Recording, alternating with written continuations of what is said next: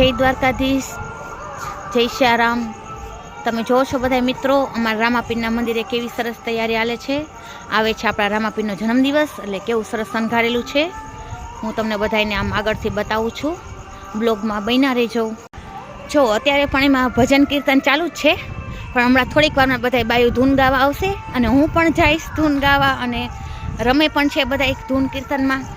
અને હું જોવો છો તમે આમાં બધા કે અમે રમતા હોય બધા, એમાં કેવી સરસ તૈયારી કરી છે, કેવું સરસ મંદિર શણગાર્યું છે, લાઇટિંગ ફિટિંગ। હજી આ બાજુ બધું કરે છે, પણ હજી ચાલુ છે। જો રામાપીરનું મંદિર કેવું સરસ લાગે છે। જય રામાપીર લખજો બધા મિત્રો કમેન્ટમાં। જય રામાપીર, જય દ્વારકાધીશ, જય શ્યારામ।